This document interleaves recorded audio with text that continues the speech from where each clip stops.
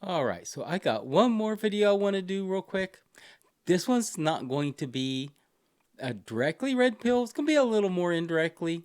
Um, I do want to spend a moment talk to the ladies, especially if you're a feminist. I want to look at the future with you and see what your movement holds for tomorrow, because I think that it matters, and I think it should matter to you today. And I'll tell you exactly why. So let's get into this. Um, if you look at demographics in the future, in many places, they are going to be a problem. And I want to explain to you what this is going to mean for you. So, and me, and all of us really, but particularly for feminism and for women in general, okay? Because now that we're in declining fertility rates for women below replacement levels, we're going to start to see some changes in the populations of several countries. China is going to take a nosedive. Japan has already started down the backside of that little roller coaster. South Korea, Taiwan's not far behind. Italy, Poland, Hungary, Spain, all of these countries over the next 10 years, you're going to start to see the decline as this little roller coaster ride tops the hill. And these declines in some of these places are going to be precipitous. I've seen experts talking about how, and I posted the video to it already because it was something that it was done on the Williamson podcast, and I posted it on Twitter already. You can go look at it. It's fascinating. But, they're talking Japan may not stabilize its population until it gets down to 65 million people. Well, that's not even half. That's not even a third of what it is right now. In the next few years, you're going to see that drop a few more million down to 20 million. In Italy, you'll start to see declines in the next few years. In much of Eastern Europe, you'll start to see small declines. In China and in South Korea and Taiwan, you'll probably see a little bit larger declines. But the problem isn't just the declines in population, because somebody is going to inherit the earth. Somebody's going to be left behind as these populations begin to decline. And the number one party for that right now is going to be Muslims, because in most of the world, outside of the West, most of these countries still have growing populations. Egypt's going to become massively bigger than what it is right now in the next 20, 30 years. And you're going to have that all through parts of the Middle East. Probably not so much in Asia. The growth there does seem to have slowed quite a bit, although there will still be some growth. We're talking about 250 million people in Asia as far as Muslims go. So there will be some growth. India, Indonesia. So the problem is, in this race to the bottom, is that you don't have to, your numbers don't even have to go up. All they have to really do is just go down slower than everybody else's. And this is something that Muslims are not only going to pull off, but people of all faiths are going to pull off everywhere in the world, including right here in America. Now, at this moment, excuse me, you are at your peak power. You can pretty much push and get away with almost anything that you want to right now in society, and no one can stop you, and everybody has to play by the rules of the brainwashing and the propaganda. And if they don't, you can play whack-a-mole and try to beat everybody down. But even that's going to come to an end. Even here in America, you're only going to see a small amount of growth from here in the number of unaffiliated Americans with religion. It's going to go from probably about the 25% or something like that it is now to maybe 30, and that's going to be about it. And then you're not going to make any further headway. Because everywhere in the world, including here, people who have religious faith and belief, they're pumping out far more children than you on the left are, on the far left, even the moderate left. You're not having babies, and other people are. And guess what that leaves? That leaves the people who have babies making the rules, because they're going to raise their kids, and they're going to raise them despite you.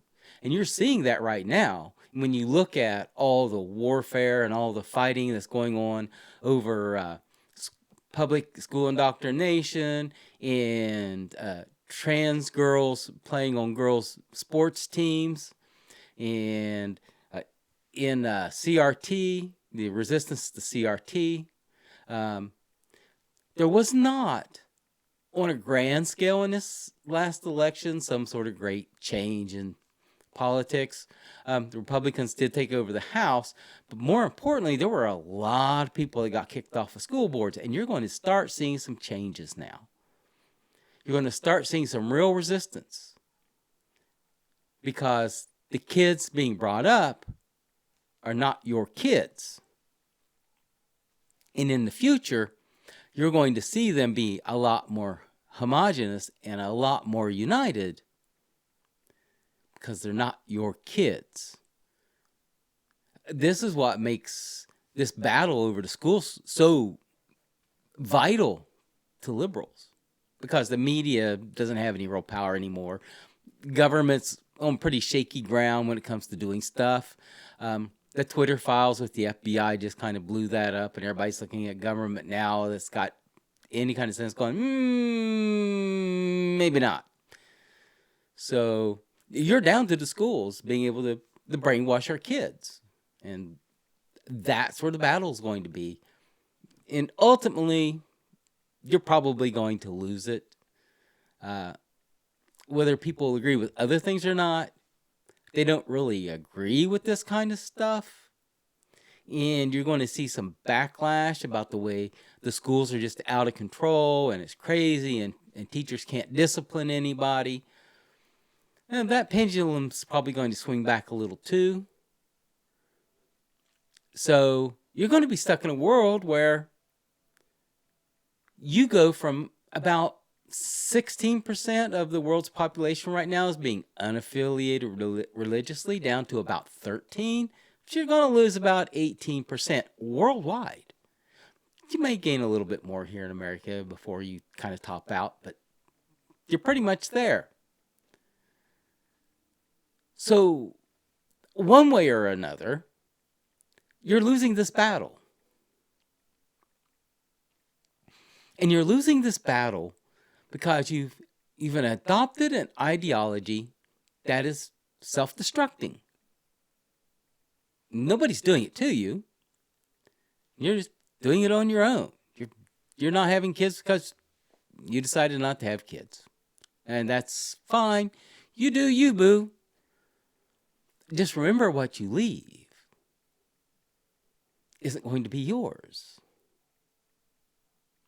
So let me tell you how this ends for you. Okay? This ends for you in basically one of three ways. We let this carry on for another 100 years. Now, if that happens 100 years from now, you're looking at places in the heart of Europe being on the verge of being majority Muslim. At that point, you'll submit to what they tell you to do. And if somebody hands you a burqa and says, when there's men around that are not family members that come to your house, or if you go out in public, you're going to put this on, your granddaughters and great-granddaughters are going to put that on, because that's how that's going to work. It can end with us developing, and I'm thinking that we're pretty close to it. You can find articles written even by the BBC now where people are talking about doing this, and that is artificial wombs. Now here again, you have a little bit of a problem. If you're trying to sustain a civilization, and keep your economic power up and keep your military power up, guess what you're not going to create in a bunch of artificial wombs? Girls. You're not going to make girls. You're going to make guys. Because guys can become plumbers and welders and diesel mechanics. And you can't. That's why you don't. That's why right now, 97% of all diesel mechanics are male. 99.9% of all bricklayers are male. Because you can't. You can't and you won't. So we're not going to make girls. We're going to make guys.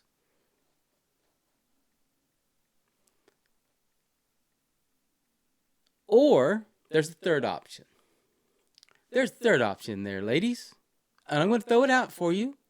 Just so that you can think about it, stew it over, get back to us. I'm going to give you a third option. There's a third option you can do right now, ladies. You can start today. You can come back to the table with a little common sense and sense of reality. And you can renegotiate the way all this works and the way all this is going to go down.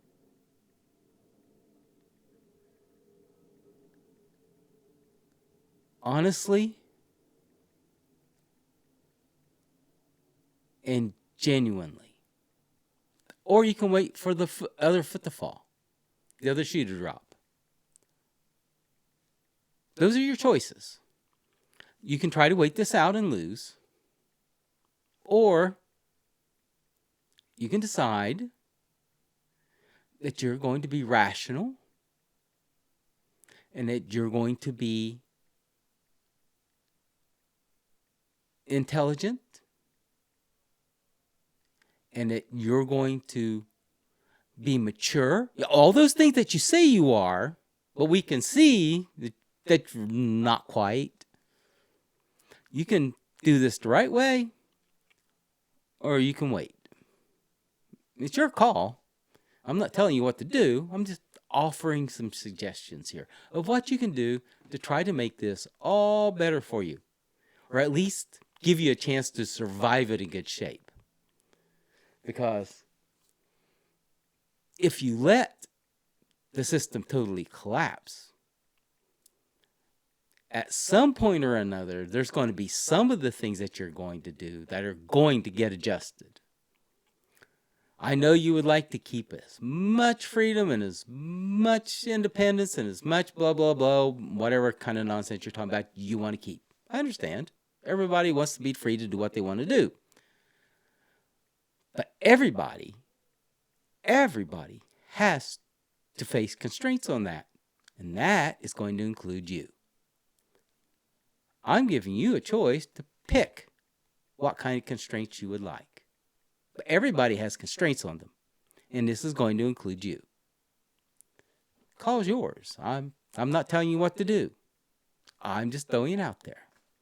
So if you got anything out of that, like, subscribe, hit the bell. I'll be back with another one soon enough.